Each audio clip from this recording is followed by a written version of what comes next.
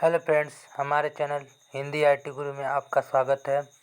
जैसा कि हम लोग पिछले वीडियो में भाग 4 और भाग 4 क को पढ़ चुके हैं। भाग 4 के अंतर्गत राज्य के नीति निर्देशक तत्व और भाग 4 क के अंतर्गत मौलिक कर्तव्य को पढ़ चुके हैं।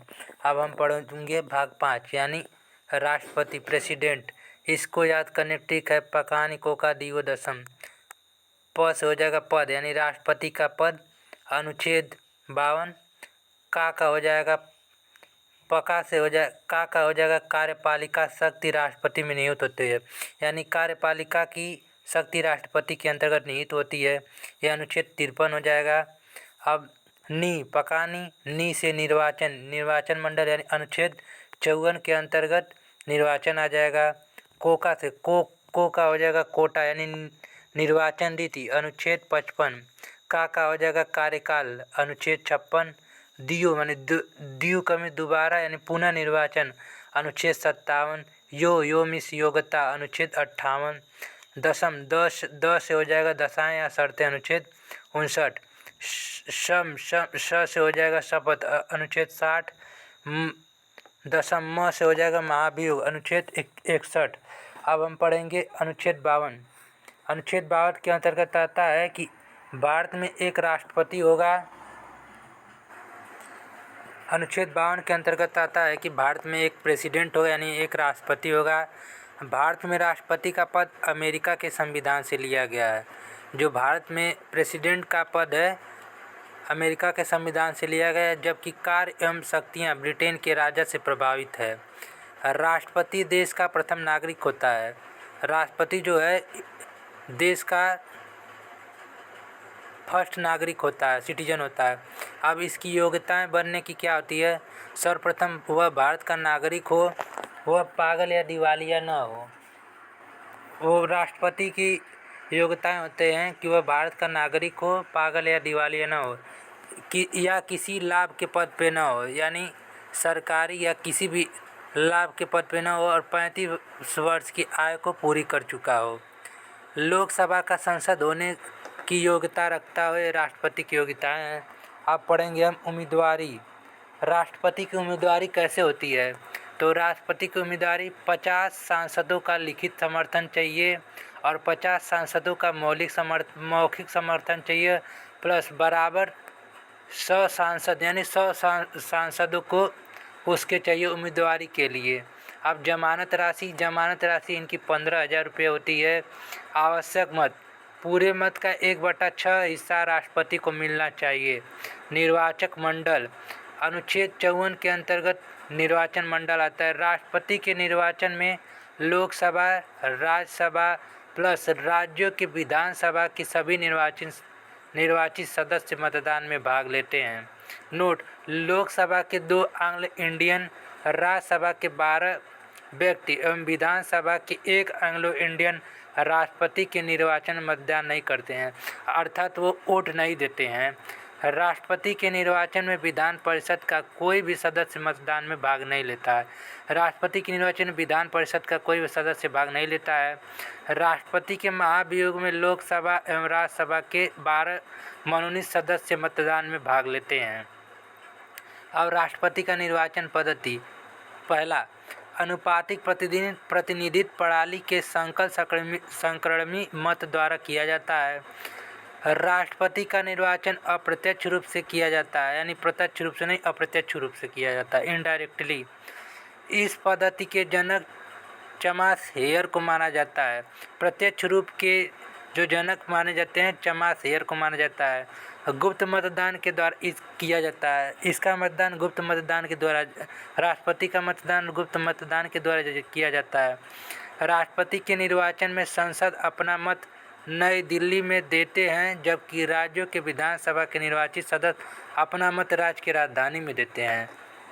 अब कोई सांसद 10 दिन पूर्व निर्वाचन आयोग को सूचना देकर अपना मन राज्यों के राजधानी में दे सकता है। सांसद का कोटा होता है कुल वैध मत का दूसरा हिस्सा प्लस 1 एमएलए का मत होता है उस राज्य की कुल जनसंख्या बटे उस राज्य के निर्वाचित एमएलए की संख्या गुणे 1/100। अब एक संसद का मत मूल्य चाहिए सभी राज्यों के एमएलए के कुल मत मूल्य, निर्वाचित सांसदों की कुल संख्या। अब हम पढ़ेंगे अनुच्छेद 60 यानी शपथ। भारत के राष्ट्रपति को सुप्रीम कोर्ट के मुख्य न्यायाधीश के द्वारा शपथ दिलाया जाता है। राष्ट्रपति का शपथ का प्रावधान अनुसूची 3 में दिया गया है। हम लोग पढ़े थे अनुसूची 3 के तहत राष्ट्रपति को शपथ दिया जाता है। अब कार्यकाल अनुच्छेद 56, राष्ट्रपति का कार्यकाल 5 वर्ष का होता है। राष्ट्रपति 5 वर्ष पूर्व अपना त्यागपत्र उपराष्ट्रपति को दे सकता है।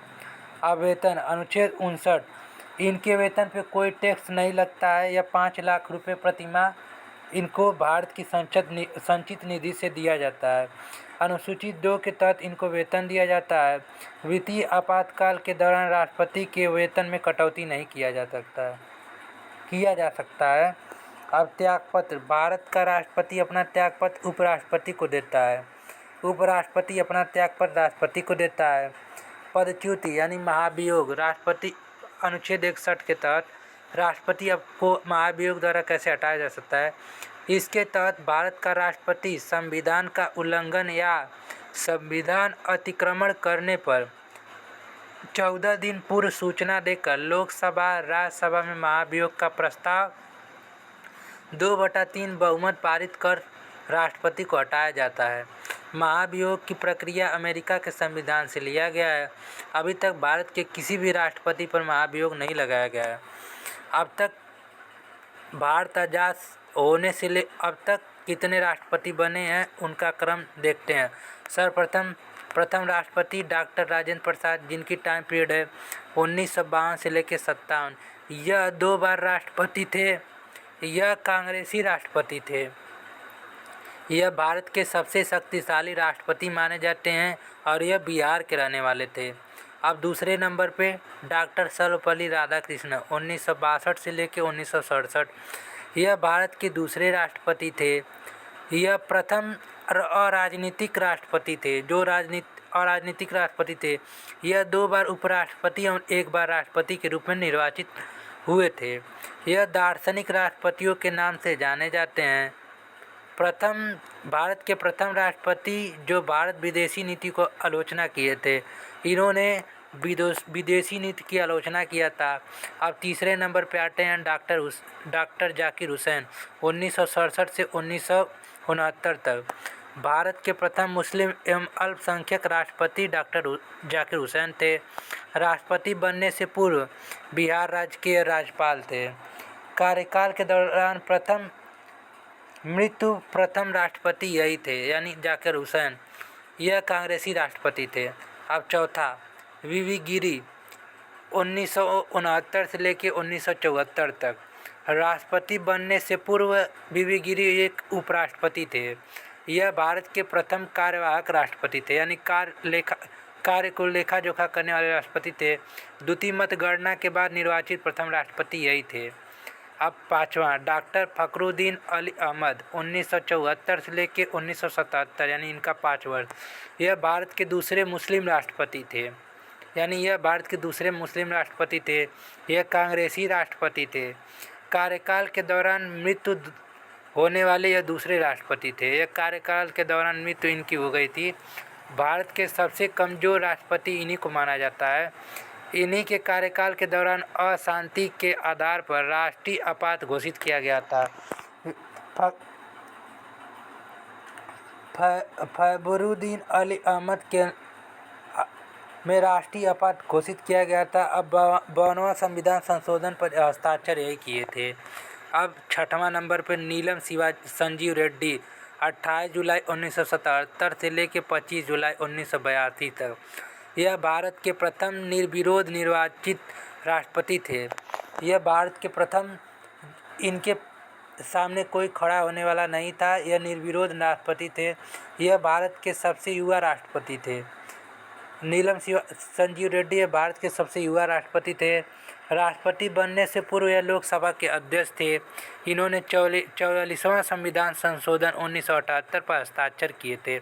अब 7वें नंबर पे आते हैं ज्ञानी जैल सिंह जैल सिंह, यह 25 जुलाई 1982 से लेकर 1987 तक थे। यह कांग्रेसी राष्ट्रपति थे। यह भारत के प्रथम सिख राष्ट्रपति थे। इन्होंने 1986 में डाक संशोधन विधेयक पर पॉकेट वीटो का प्रयोग किए थे। अब अगला पढ़ते हैं। राष्ट्रपति बनने से पूर्व यह वित्त मंत्री थे। राष्ट्रपति बनने से पूर्व यह फाइनेंस मिनिस्टर थे। यह कांग्रेस के संकट मोचन नाम से जाने जाते हैं।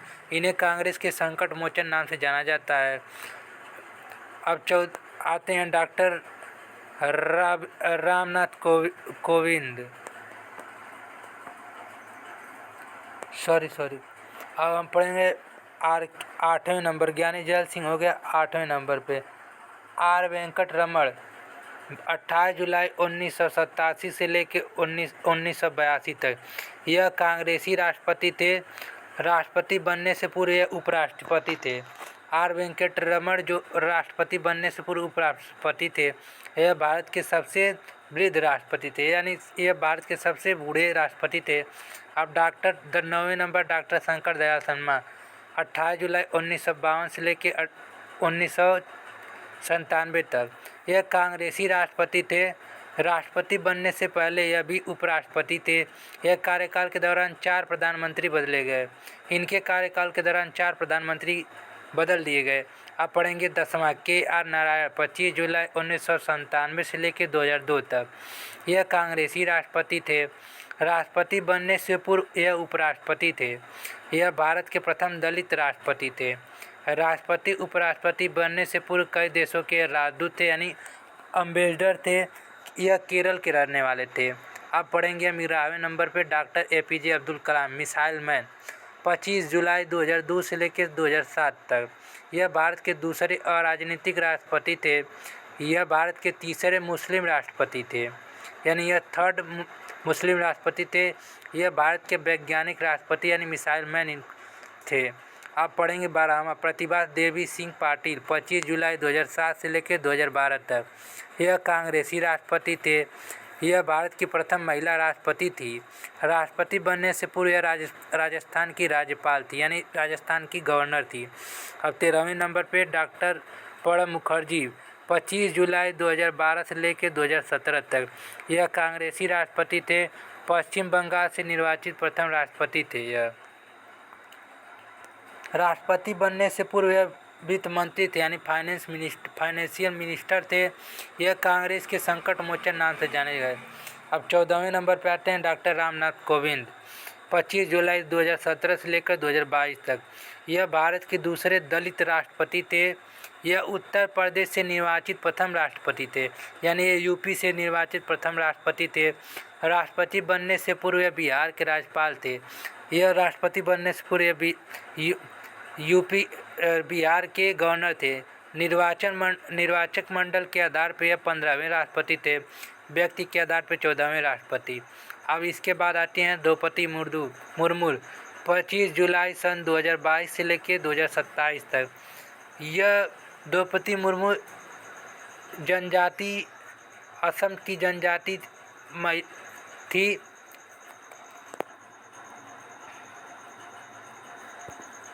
यह संथाली जनजाति से असम से थी और यह उससे पहले यह झारखंड की गवर्नर थी। इसके बाद हम आगे पढ़ेंगे राष्ट्रपति का अधिकारी एवं शक्ति। तब तक के लिए थैंक यू।